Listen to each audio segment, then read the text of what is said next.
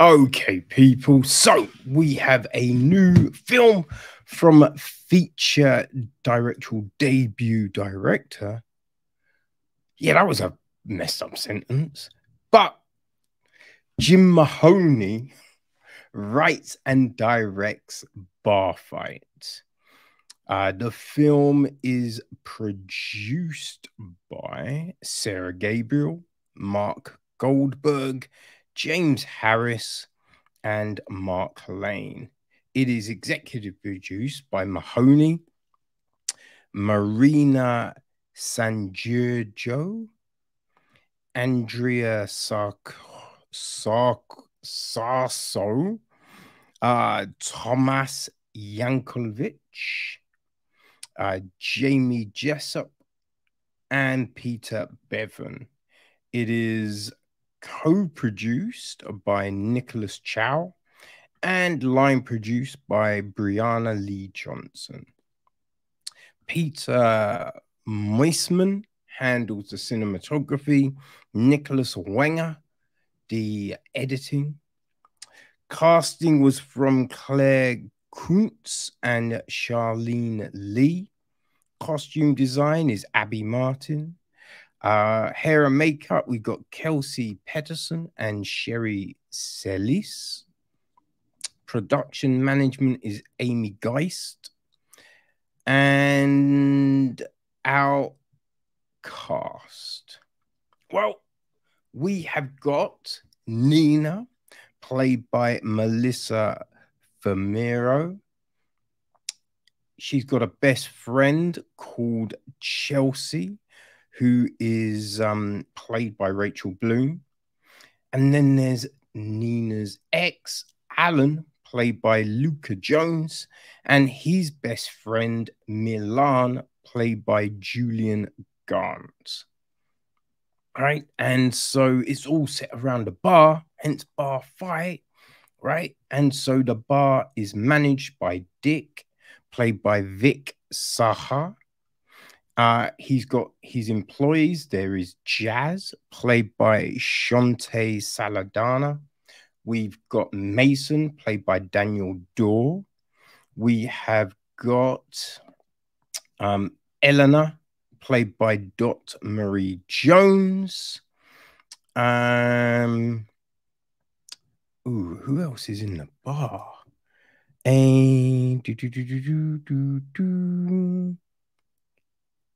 Yeah, I mean, there's Florida, but I cannot remember her friggin' name.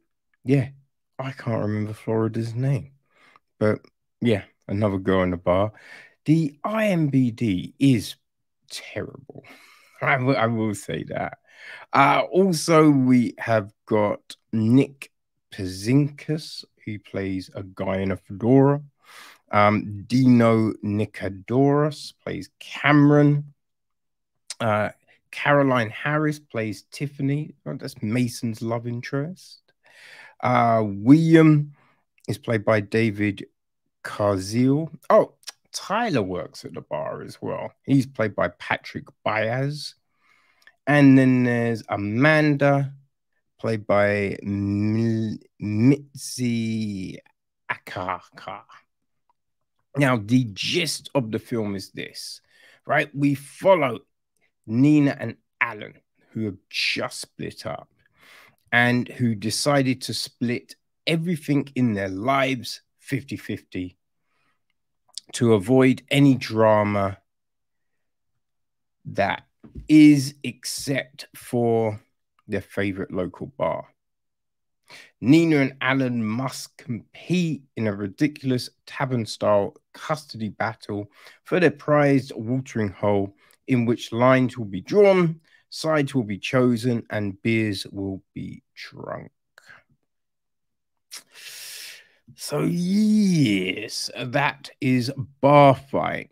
Now, right, so we just start off with this seemingly happy couple,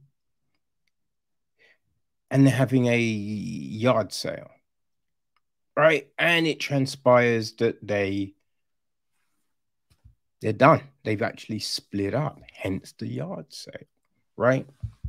Now, I think you get a gist of where this film is going at the very beginning because Nina has a staring contest with an old man. And of course, she wins, right? So, yeah. Now, like, it's a Christmas movie. And I will say, I don't mind this sort of Christmas movie because it's not Christmas in your face. It's just kind of set around Christmas. Like you wouldn't really know it's Christmas if it wasn't for a few t-shirts and jumpers, you know what I mean? So yeah, that's okay. That's all right. It's like the film itself, it's kind of fun at the start, but it's also like you know where this film is going, right? It is rather predictable on that front, right? There's no surprises here. And a big thing is it kind of feels like it runs out of steam, right? It felt like it kind of ran out of steam. Maybe, I don't know, 45 minutes in. And so then the last third of the film, right, they try and throw you for a bit of a loop, but it's not really a loop because you can see what's happening, right? And it's one of those things where then suddenly all this stuff comes up and it's a bit like, I don't buy that stuff is only coming up now. You know what I mean? And like with these two people, you just felt that, and it might just be me, right? But I kind of felt that they would have discussed this and they wouldn't have, you know what I mean? It wouldn't have gone where it went because of that, right? It seemed like it's not going to go to that place because they know these issues, you know what I mean? So yeah, it's a bit weird. We get some dating app action, which again, they didn't really seem a need for. Didn't see a need for. Right? That whole part of the film is just like, what? I don't know why that's here. It serves no purpose, just really for, you know, the Chelsea character to say some ridiculous shit. Right? There's what we have, right? It's one of those ones where people become single and then everyone's just like, right, go out and fuck everyone. Yeah, ride some dick, fuck some hoes. Yeah, that's what you got to do. And it's like, you never get, I don't know, man, like maybe take some time for yourself, you know, discover like what you're really looking for, or just, well, I mean, look, go on a few dates, see if you vibe with any. Like you never get that. It's always fuck some pussy. Yeah, man, you need to get railed by some dudes. Like that's the thing. And it's just like, what are we doing? What are we doing? Like that. You don't have to go that route for things to be hilarious. You know what I mean? Shit can still be funny because like the whole dating situation is a minefield, right? Stuff will come up, you know. You don't have to just go to that crazy extent, but that's what they do. You know, we've got like characters who are meant to be like the suave ones, we've got others who are meant to be scary, but it's all a little, yeah, like bar fight is a bit like Star Trek, right?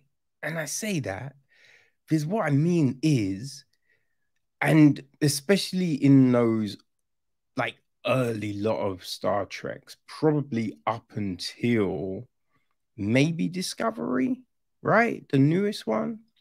But most Star Treks, right, you've got the intelligent guy, You've got the, the authoritative one. You've got the strong one, right? You've got the naive one, right? There's always those character types in every single Star Trek. You know what I mean? And there's other ones, right? But that's what this is. It is taking those archetypes from, like these crazy type of films. You know what I mean? And just, yeah, transplanting them into this film. But as I said, look, it's kind of fun at the start, right?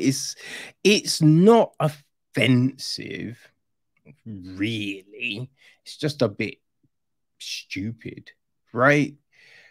It's just, yeah, the last third gets a little, because we then get situations that go down, right? Things get said which then seem to kind of work themselves out, but it's just like, well, how did that get worked out?